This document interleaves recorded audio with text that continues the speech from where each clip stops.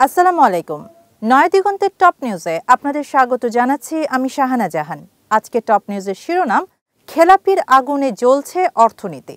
বাংলাদেশের ব্যাংকিং খাত এখন আর স্রেফ দুর্বল নয়, এটি একটি সংগঠিত রাষ্ট্রীয় লুটপাটের পরিসংখ্যানগত দলিল।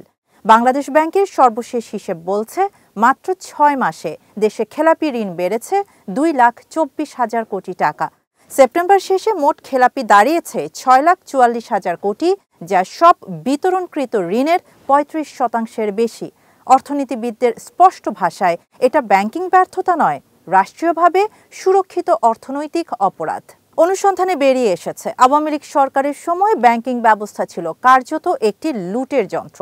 ভুয়া জামানত, কাগজে কোম্পানি, রাজনৈতিক নির্দেশ এবং বাংলাদেশ ব্যাংকের ভেতরের অংশের প্রত্যক্ষ সহায়তায় শুধু একটি গোষ্ঠী এস আলম গ্রুপ বিভিন্ন ব্যাংক থেকে তুলেছে প্রায় ২,২৫,০০০ কোটি টাকা।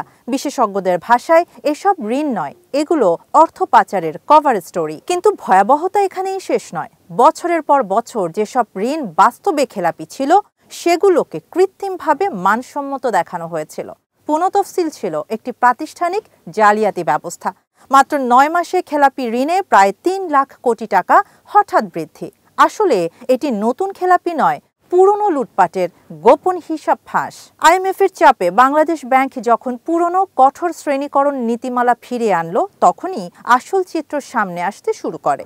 আরও ভয়াবহ হলো ব্যাংকগুলোর প্রভিশন ঘাটতি। সেপ্টেম্বরের শেষে ঘাটতির পরিমাণ ৩,৪৪,০০০ কোটি টাকা।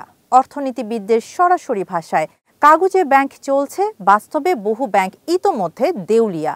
এর অর্থ আমানতকারীদের টাকা ঝুঁকিতে।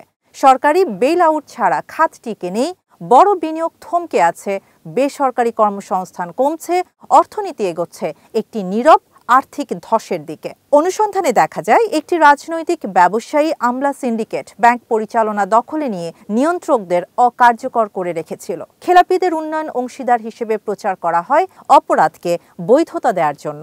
বিশেষজ্ঞরা বলছেন, এই সিস্টেম না ভাঙলে এই সংকট বারবার ফিরে আসবে। তাদের প্রস্তাব, রাজনৈতিক পৃষ্ঠপোষকতা বন্ধ, বিশেষ ব্যাংকিং আদালত, বাংলাদেশ ব্যাংকের সাংবিধানিক স্বাধীনতা, বড় ঋণ কেলেঙ্কারির জনসম্মুখে শ্বেতপত্র। শেষ কথা, এটি শুধু ঋণের সংখ্যা নয়, এটি রাষ্ট্রের ভেতরে রাষ্ট্র দখলদার একটি অর্থনৈতিক নেটওয়ার্কের প্রমাণ। প্রশ্ন একটাই, ধসের আগে আমরা কতটা সত্য জানতে পারব? শাহানা জাহান, নয়াদিগন্ত।